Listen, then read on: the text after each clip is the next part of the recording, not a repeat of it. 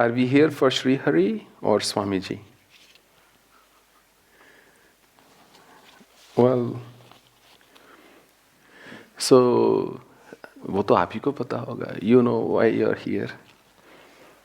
I would hope you are here for Sri Hari.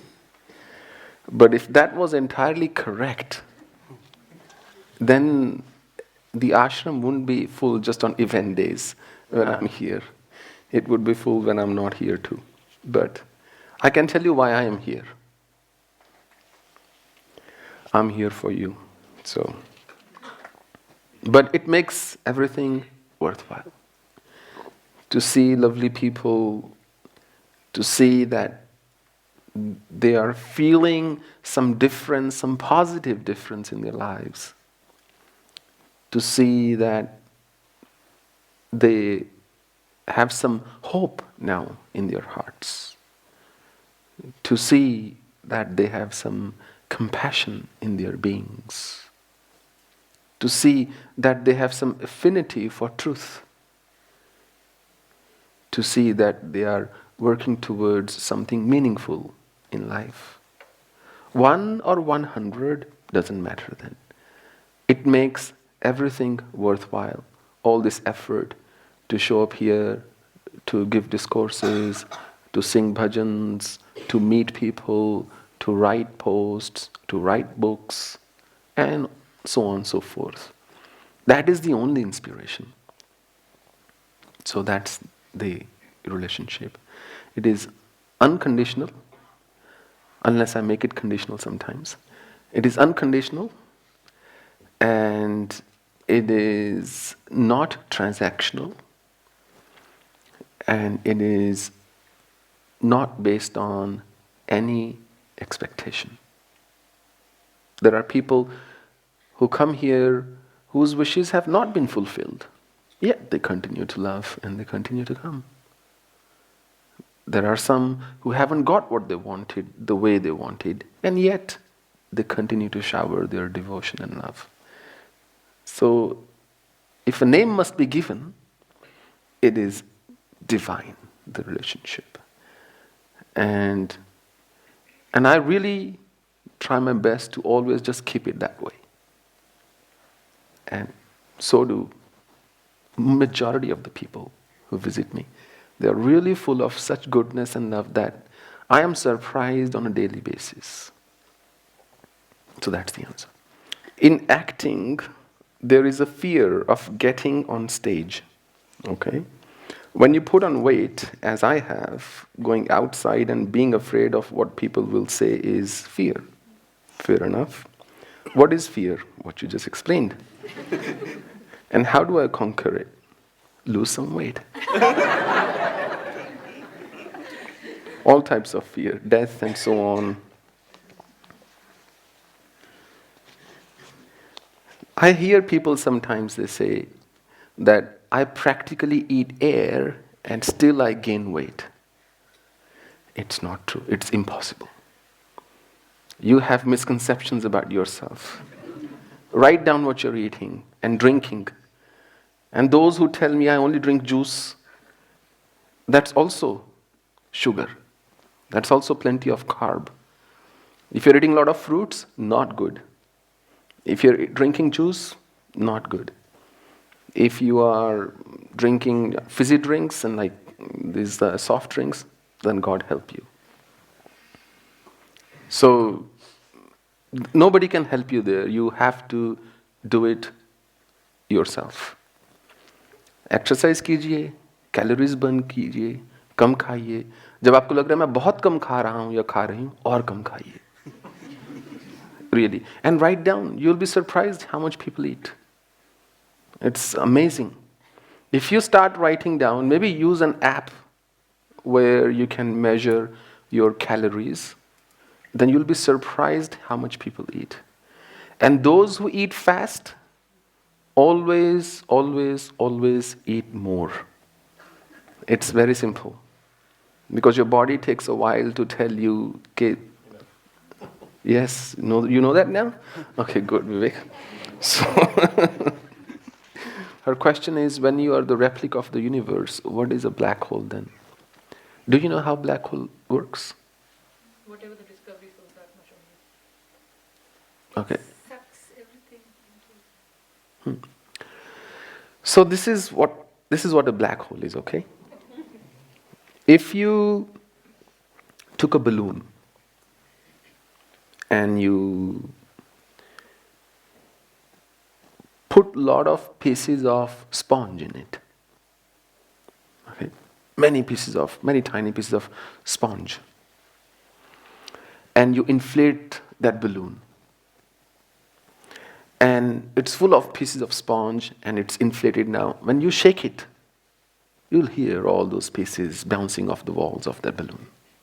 There is air, there are those pieces of sponge, and there is a balloon itself. Now imagine that balloon starts to deflate. It's going to start condensing those pieces of sponge. And when one day that balloon bursts or you cut it, all those pieces of sponge will come out like this. Effectively, that's what black hole is. Not effectively. That's exactly what a black hole is, scientifically speaking. Now what happens when creation happens, in my book on the science of mantras, I believe, I wrote the story of how things emerged from Shiva. Well, that's a black hole. Where I specified that creation begins from destruction. If the balloon never burst, if it would never burst, there would be no springing out of planets from that black hole. So that's what it is. This concept of synchronicity, I think it was called, he called it, or the existence of a parallel universe, that is a given. I'm confident, let's put it this way, that within our lifespan, science can make some breakthrough in discovering other life forms on other planets. We are really limited by how far we can go in terms of distance, physical distance. Because उसमें तो दो राय नहीं है कि there are other planes of existence and life forms exist on those planes. It is beyond doubt. At least for me it is. Nirvivad hai ye. Whether science discovers it or not remains to be seen, but the way it's progressing, salute, hats off to science and scientists and inventors. So that's my answer. His question is that a moment ago we were discussing that science can really make a lot of progress on the path of spirituality. Whereas science is rooted in five senses, or anything that is perceptible, measurable, and replicable. So how does the two coincide? First of all, I don't remember saying at all that science is progressing on the path of spirituality. In fact, in that discussion, we didn't even use the word spirituality. I've always held that science should not be mixed with spirituality, because you then end up with a really bad kind of science, pseudoscience, where you use ridiculous arguments to justify what you are seeing or doing or thinking. Spirituality doesn't need to go there. It's a different framework. It is not to be experienced using reason. When two people are in love, there is release of neurotransmitters in the brain. Science can measure it. There is oxytocin, there is dopamine, there is serotonin, and so on and so forth. Now, if that was all there was to it, one could easily say, look, I'm going to inject you with these neurotransmitters and you will feel you're in love. But that doesn't happen. So, in a nutshell, what I'm saying, science does not understand emotion.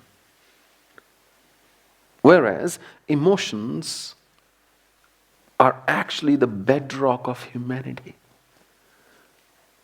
not rationality. Rationality is not how we have grown.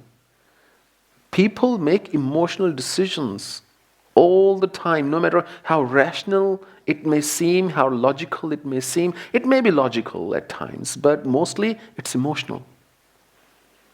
Whether people are buying companies, or people are buying stock, or they choose to help somebody, or they choose to reject somebody, or they make massive decisions in an organization where billions and billions of dollars are at stake, or when two countries are going to war. They're all emotional decisions. And spirituality is the framework to better understand, handle, and be aware of your emotions and things that go beyond emotions. So that's what I would say. I think we'll learn a lot more and we'll progress quicker on both paths if we didn't mix the two.